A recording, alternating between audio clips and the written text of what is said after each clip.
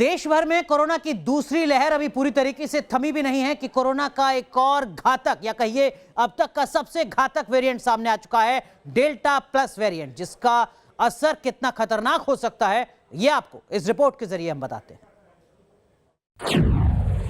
आ गया कोरोना का सबसे घातक वेरिएंट।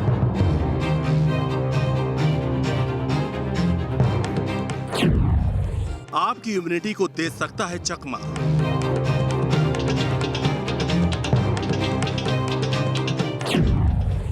वैक्सीन को भी दे सकता है मार।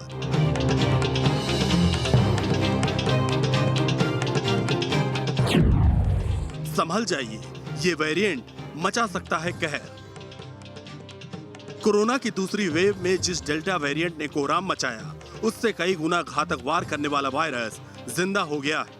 इस वायरस का नाम है कोरोना का डेल्टा प्लस वेरिएंट।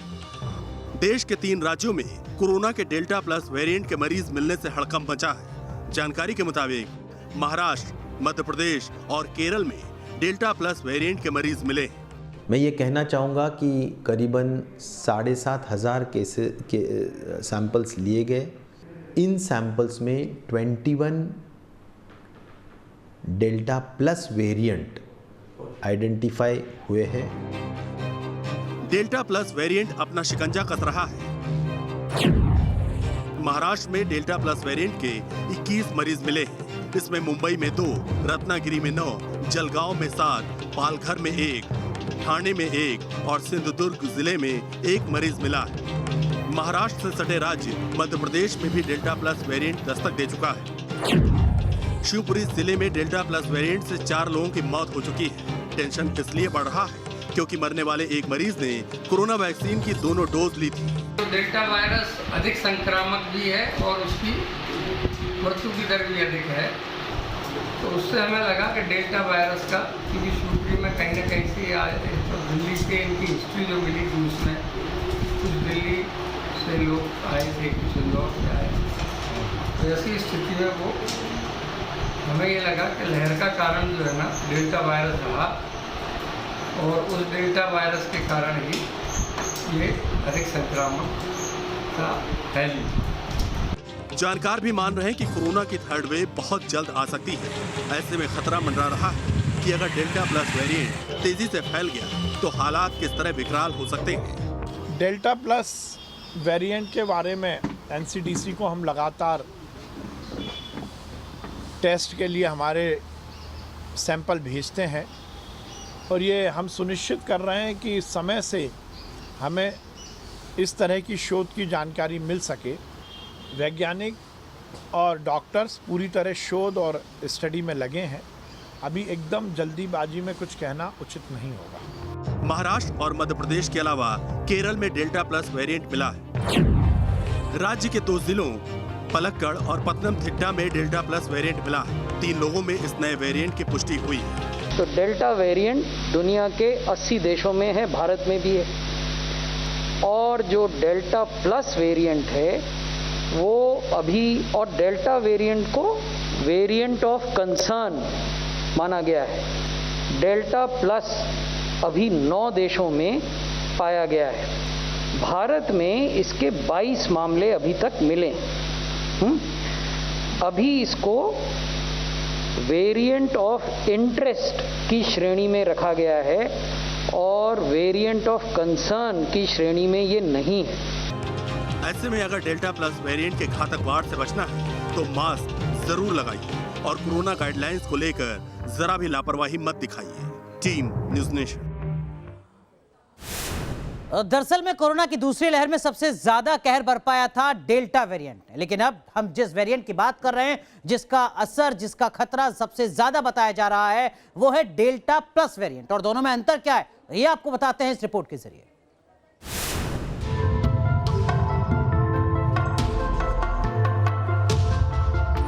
बहुत तेज गति से फैलने वाला वायरस,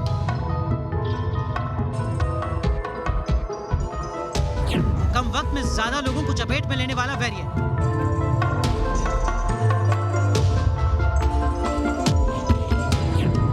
शुरुआत में ही घातक वार करने वाला वायरस, कोरोना के अभी जितने भी वेरिएंट सामने आए हैं उसमें डेल्टा वायरस सबसे खतरनाक माना गया है। इसी डेल्टा वायरस के कारण हिंदुस्तान में कोरोना की सेकंड वेव आई और 3 लाख से ज्यादा लोगों की मौत हो गई। लेकिन इस वायरस ने भी अपना रूप बदल लिया है। ये डेल्टा से भी ज्यादा घातक स्वरूप अख्तियार कर चुका है। जानकारों के मुताबिक डेल्टा प्लस वेरिएंट कोरोना के सभी वेरिएंट के मुकाबले काफी तेजी से फैलता है और कोरोना संक्रमित होने के 3 दिन के भीतर फेफड़ों में घुसकर तबाही मचाना शुरू कर देता है। ये जो नया वेरिएंट आया है B1617.2 और B1617.2 प्लस जो डेल्टा वेरिएंट है, ये माना जा रहा है क्योंकि यूके वगैरह में ये वेरिएंट्स को पाया गया है कि ये काफी कंटेजियस है और जो मॉडलिंग स्टडीज से हमें ये पता चलता है कि इसमें इन्फेक्शन करने की क्षमता ज्यादा है। तो इसको एटलीस्ट हमें नजर रखते हुए जो हम जिस तरह का प्रिवेंशन प्रोसीजर्स हम अभी कर रहे थे या अभी भी थोड़ी महीने तक हम जो बड़ा स्ट्रिक्टली फॉलो कर रहे थे वो उसी स्ट्रिक्टनेस के साथ फॉलो करें। डर सिर्फ इतना ही नहीं बल्कि चिंता इसलिए ज्यादा है क्योंकि जानकार आशंका जता रहे हैं कि डेल्टा प्लस वेरिएंट वैक्सीन से मिलने वाली इम्यूनिटी को भी चकमा दे सकता है। ऐसे में अगर ये आशंका सही साबित हो गई तो अंदाजा लगाना मुश्किल है कि कोरोना की अगली वेव कितनी तबाही मचा सकती है। डेल्टा से मिलता जुलता कप्पा वेरिएंट भी वैक्सीन को चकमा देने में कामयाब दिखता है, लेकिन जहां भी कप्पा वेरिएंट के केस मिले वहां ये वायरस बहुत ज्यादा नहीं फैला। ऐसे में डेल्टा प्लस वेरिएंट कितना घातक होगा ये इस वेरिएंट के रिसर्च के बाद ही साफ हो सकेगा। T news nation.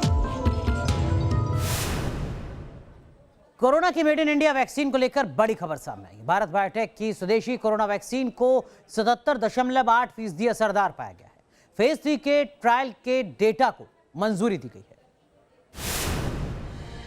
कोरोना पर 77.8% असरदार है स्वदेशी टीका कोवैक्सीन। कोवैक्सीन के फेज 3 ट्रायल के डेटा को सब्जेक्ट एक्सपर्ट कमेटी की मोहर। आईसीएमआर और भारत बायोटेक की कोरोना वैक्सीन फेज 3 के क्लिनिकल ट्रायल में 77.8% असरदार साबित हुई है। पिछले हफ्ते ही ट्रायल का data drug controller general of India को सौंपा गया था, जिस पर आज सब्जेक्ट एक्सपर्ट कमेटी की अहम बैठक हुई। इसमें वैक्सीन के फेज 3 के ट्रायल के डेटा को मंजूरी दे दी गई। 25,800 लोगों पर कोवैक्सीन के फेज 3 का ट्रायल किया गया था। इसमें ये देखा गया कि कोरोना के खिलाफ ये वैक्सीन कितना बचाव करती है। एसईसी की मंजूरी के बाद इस डेटा को वर्ल्ड हेल्थ ऑर्गेनाइजेशन यानी WHO में भी सबमिट किया जा सकेगा। कोवैक्सीन को भारत बायोटेक ने Indian council of medical research यानी ICMR के साथ मिलकर डेवलप किया है। इससे पहले मार्च में भारत बायोटेक ने फेज 3 ट्रायल के अंतरिम रिजल्ट जारी किए थे। इससे पहले भारत बायोटेक के एक्सप्रेशन ऑफ इंटरेस्ट को WHO ने स्वीकार कर लिया था। कोवैक्सीन को अप्रूवल दिलाने के लिए कंपनी ने 19 अप्रैल को EOI सबमिट किया था। मामले में प्री सबमिशन मीटिंग 23 जून को होगी। जिस तरीके से बाकी 15 वैक्सीन की विश्वसनीयता वैश्विक स्तर पर मापी गई है, वैसे ही इस डाटा के स्क्रूटनी से भारत की विश्वसनीयता बढ़ेगी। भारतीय वैक्सीन की न सिर्फ बढ़ेगी बल्कि विदेशों को भारत बायोटेक वैक्सीन निर्यात भी कर सकता है। और दूसरा, WHO की मान्यता मिलने का रास्ता साफ हो जाएगा, जिसके बाद वैक्सीन पासपोर्ट में भारतीय वैक्सीन यानी ICMR और भारत बायोटेक के द्वारा निर्मित कोवैक्सीन को भी मान्यता मिल जाएगी और भारतीय विदेशों में आसानी से जा सकेंगे। जर्नलिस्ट जयराम के साथ Rahul Dabas, news nation, Delhi. Corona संक्रमण पर राहुल गांधी के श्वेत पत्र को लेकर सियासी पारा चढ़ गया। राहुल गांधी ने केंद्र सरकार को तीसरी लहर के लिए तैयारी करने की नसीहत दी थी। जवाब में बीजेपी ने पलटवार किया है।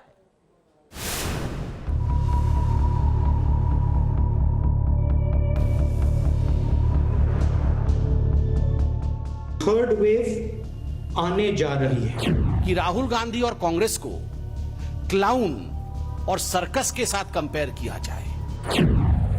कोरोना की तीसरी लहर पर कांग्रेस बीजेपी में तकरार।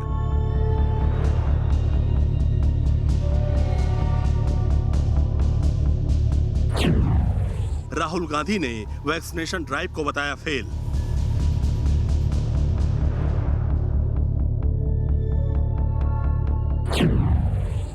केंद्र सरकार पर राहुल का आरोप, सरकार ने सही वक्त पर नहीं उठाए सही कदम।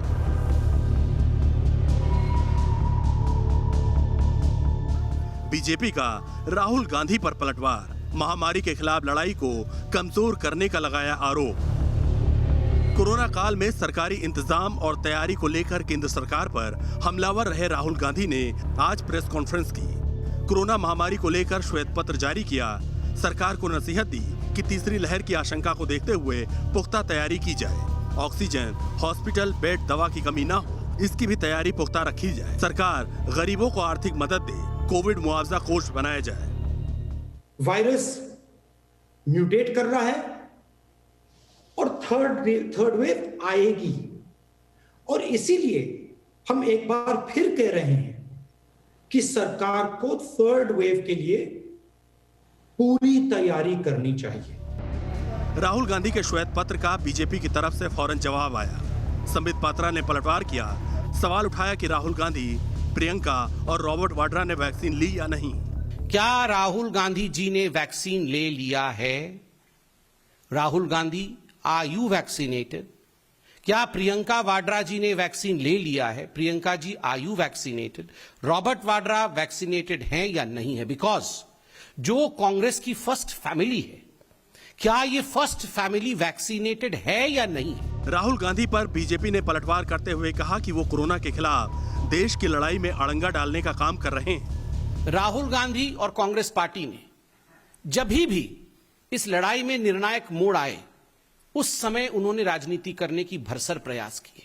कहीं ना कहीं इस लड़ाई को डिरेल करने का अथक परिश्रम राहुल गांधी ने किया है। संबित पात्रा ने आरोप लगाया कि वैक्सीन की सबसे ज्यादा बर्बादी कांग्रेस के राज्यों में हुई है। इस पर राहुल गांधी खामोश क्यों हैं? इससे पहले भी राहुल गांधी ने कोरोना महामारी की वजह से जान गंवाने वाले लोगों के परिवार वालों को 4 लाख रुपए का मुआवजा देने की मांग की थी। Team news nation. वैसे वैक्सीनेशन के लिए लोगों को लाइन में लगे तो आपने देखा होगा, लेकिन ओडिशा के कटक से हैरान करने वाली एक तस्वीर आपको दिखाते हैं। देखिए, यहाँ पर वैक्सीनेशन के लिए आधार कार्ड लाइन में लगे हुए हैं। तस्वीरों में देखा जा सकता है कि कैसे आधार कार्ड की लंबी लाइन है। इसी के आधार पर यहाँ वैक्सीनेशन किया जा रहा है। तो मतलब अब जो तमाम लोग हैं वैक्सीन लगवाने के लिए जो आए हैं वो लाइन में नहीं लगे हुए हैं, उनके आधार कार्ड लाइन में लगे हुए हैं। अब बात राजस्थान में कांग्रेस पार्टी के भीतर मचे सियासी घमासान के। अशोक गहलोत, सचिन पायलट के बीच की जो सियासी जंग है वो लगातार जारी है और इस बीच पोस्टर्स की लड़ाई जयपुर में आज एक बार फिर नजर आई है।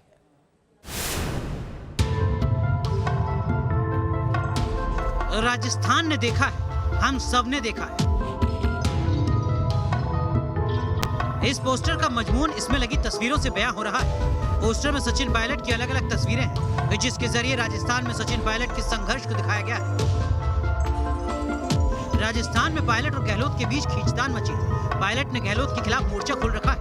इस बीच जयपुर के गांधीनगर में एक बड़ा सा होर्डिंग लगाया गया है। राजस्थान में मचे सियासी घमासान के बीच इन दिनों ये पोस्टर चर्चा का विषय बना हुआ है, जो विधायक वेद प्रकाश सोलंकी के आवास के बाहर लगा हुआ है और इसमें साफ साफ लिखा है, राजस्थान ने देखा है, हम सब ने देखा है, टीम सचिन पायलट। इसी रूप में देखा जा रहा है कि लंबे समय से सचिन पायलट के समर्थक जो सचिन पायलट को सीएम बनाने की मांग कर रहे हैं और ये दावा कर रहे हैं कि राजस्थान में जो सरकार आई है कांग्रेस के, उससे पीछे सचिन पायलट के संघर्ष का एक बड़ा रोल रहा है। इस पोस्टर में राजस्थान कांग्रेस अध्यक्ष के तौर पर सचिन पायलट की सियासत को दिखाया गया है।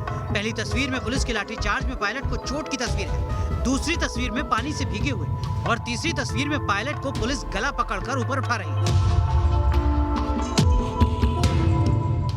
ये होर्डिंग पायलट समर्थक वेद प्रकाश सोलंकी के घर के बाहर लगाया गया है। इसमें सोनिया गांधी, राहुल गांधी और प्रियंका गांधी की भी तस्वीर है, जिससे जाहिर होता है कि कांग्रेस पार्टी में पायलट और उनके समर्थकों को सिर्फ इन्हीं 3 नेताओं का नेतृत्व पसंद है। जयपुर से लाल सिंह फौजदार के साथ team news nation.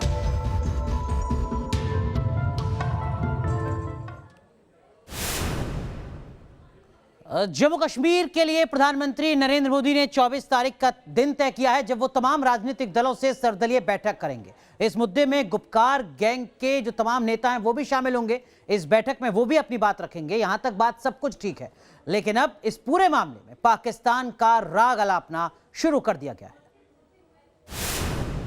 There can be no compromise on 370 and 35A. आसमान के तारे तो मांगेंगे नहीं, लेकिन वही मांगेंगे जो हमारा रहा है और हमारा ही रहना चाहिए।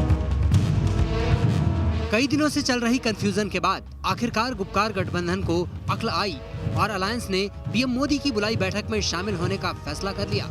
आज श्रीनगर में हुई बैठक में गुपकार अलायंस के नेताओं ने कश्मीर पर हो रही बड़ी बैठक में शिरकत करने पर मुहर लगा दी। बैठक के बाद नेशनल कॉन्फ्रेंस के नेता फारूक अब्दुल्ला के मुताबिक गुपकार नेता पीएम की मीटिंग में भाग लेंगे। फारूक, महबूबा मुफ्ती पीएम की बैठक में शामिल होंगे और पीएम के सामने अपनी बात रखेंगे। हमारा मौक़िफ़ जो है वो आपको मालूम है। उसको दोहराने की जरूरत नहीं है। क्या डॉक्टर साहब प्री कंडीशन है? हमारा मौक़िफ़ जो है वो है और रहेगा। जिनको उन्होंने बुलाया है, महबूबा जी, मुझे, तारिगामी साहब को, और जिनको भी हम में से बुलाया है, हम लोग जा रहे हैं वहाँ पे। हमें उम्मीद है कि हम अपने जो मौक़िफ़ है उसको वहाँ पे वज़ीर आज़म साहब और होम मिनिस्टर साहब के सामने रखें। हालांकि बैठक में शामिल होने के फैसले के साथ ही पूर्व मुख्यमंत्री महबूबा मुफ्ती का पाकिस्तान राग भी सामने आ गया, जिसके लिए हमने ये अलायंस बनाया हुआ है, जो हमसे छीना गया है। हम उस पे बात करेंगे कि ये आपने गलती की है, ये इलीगल रहा है, ये अनकॉन्स्टिट्यूशनल है। इसको बहाल किए बगैर जम्मू कश्मीर का मसला और जम्मू कश्मीर के हालात और इस पूरे खित्ते में आप अमन बहाल नहीं करेंगे। महबूबा मुफ्ती के पाकिस्तान राग का जवाब देने में बीजेपी ने देर नहीं लगाई। जम्मू कश्मीर बीजेपी अध्यक्ष रविंद्र रैना ने कहा कि गुपकार अलायंस को घाटी के लोगों से कोई लेना देना नहीं है, वो सिर्फ रटे रटाए एजेंडे पर चलना चाहते हैं। यहाँ तक बात है पाकिस्तान के साथ बातचीत करने को लेकर जिस प्रकार का बयान महबूबा मुफ्ती ने दिया है, बंदूक और बातचीत कभी एक साथ नहीं चल सकते। गुपकार अलायंस की बैठक में फारूक अब्दुल्ला के नेशनल कॉन्फ्रेंस और महबूबा मुफ्ती की पीपुल्स डेमोक्रेटिक पार्टी के अलावा CPIM, ANC और JKPM ने भाग लिया। 24 जून को पीएम मोदी ने कश्मीर को लेकर बड़ी बैठक बुलाई है, जिसमें राज्य में एक बार फिर से राजनीतिक प्रक्रिया शुरू किए जाने पर चर्चा की उम्मीद है। लेकिन गुपकार अलायंस के रुख को देखकर लगता नहीं कि वो घाटी में कुछ अच्छा होने देने के हिमायती हैं। जम्मू से शाहनवाज खान के साथ मीर फरीद, न्यूज़ नेशन, श्रीनगर। तो पंजाब में कांग्रेस पार्टी के भीतर जो पूरा सियासी घमासान मचा हुआ है, उसके बीच इस जिम्मेदारी को सुलझाने के नेता हरीश रावत क्या कुछ कह रहे हैं वो भी हम आपको सुनवाएंगे, लेकिन यहां पर ले रहे हैं एक छोटा सा ब्रेक। अब बात पंजाब की सियासत की। पंजाब में जारी सियासी खींचतान को लेकर न्यूज़ नेशन ने कांग्रेस नेता हरीश रावत से खास बातचीत की है। क्या कुछ कहा हरीश रावत ने, सुनिए। हमारे साथ हैं पंजाब कांग्रेस के प्रभारी हरीश रावत जी, उनसे बात करते हैं। सर, ऐसी क्या वजह हो गई कि पहले कमेटी ने कैप्टन अमरिंदर सिंह को पहले बुलाया, लंबी वार्ता चली, उसका दोबारा उनको बुलाया गया दिल्ली में, उनसे उनकी राय ली गई? देखिए, पहले जब वो आए थे तो बहुत सारी बातें उन्होंने बताई थी, तो उन्हीं के संदर्भ में कुछ बातें पार्टी लीडरशिप के दिमाग में आई थी और कुछ बातें पैनल के माननीय सदस्यों के दिमाग में भी आई थी, तो उन पर हमने आगे की जानकारी के लिए कैप्टन साहब को बुलाया था। लेकिन सर, नाराजगी क्या इतनी ज़्यादा है? क्योंकि जिस तरह से नवजोत सिंह सिद्धू ने फिर से अपनी सरकार के खिलाफ हमला बोला है कि काम नहीं होते हैं, जिस तरह से बेअदबी का मामला उस पर कार्रवाई नहीं की गई, ये भी कहा गया कि बादल को लेकर कार्रवाई नहीं की गई, तो क्या उनकी सुनी नहीं जा रही पार्टी में? इस तरह से नाराज हैं और अपनी सरकार के खिलाफ बोले जा रहे हैं। सत्यता यह है कि नवजोत सिंह सिद्धू जी ने कोई नई बात नहीं कही, ये बात वो पहले भी कह रहे थे, मगर मैं उम्मीद ये कर रहा था कि जब पैनल बैठा हुआ है और कांग्रेस प्रेसिडेंट के सामने रिपोर्ट है, तो पंजाब कांग्रेस के कोई भी नेता किसी तरीके के बयान देने से बचेंगे। और मैं उन सभी नेताओं से, ये अकेले सिद्धू जी के विषय में नहीं कह रहा हूँ, बहुत सारे और लोगों के भी बयान आए हैं, मैं उन सब से कहना चाहता हूँ कि ऐसा कहकर आप ठीक नहीं कर रहे हैं। तो जिस तरह से कई विधायकों ने या कई नेताओं ने नाराजगी जताई थी, तो क्या लग रहा है जो अब चुनाव है, जो कि 6 महीने का चुनाव होने वाले हैं, तो चेहरा कैप्टन अमरिंदर सिंह ही होंगे या फिर कोई दूसरे चेहरे पर चुनाव लड़ेंगे? चेहरा और किनके नेतृत्व में चुनाव लड़ेंगे, ये तय करना पार्टी लीडरशिप, कांग्रेस अध्यक्षा का विशेष अधिकार है। से बातचीत करने के लिए शुक्रिया। वीडियो जर्नलिस्ट सुमित कुमार के साथ रवि सिसोदिया, न्यूज़ नेशन, दिल्ली। चलिए, लाख की बात में आज के लिए बस इतना ही, लेकिन आगे कट टू कट में आपको दिखाएंगे 2 बार हुआ कोरोना तो फिर काहे कोरोना। 2 बार हुआ कोरोना, फिर काहे कोरोना। गुजरात की बुरा एलियन आया था, बार मूसलाधार बिहार, पाकिस्तान पर कालिक कुतने वाली।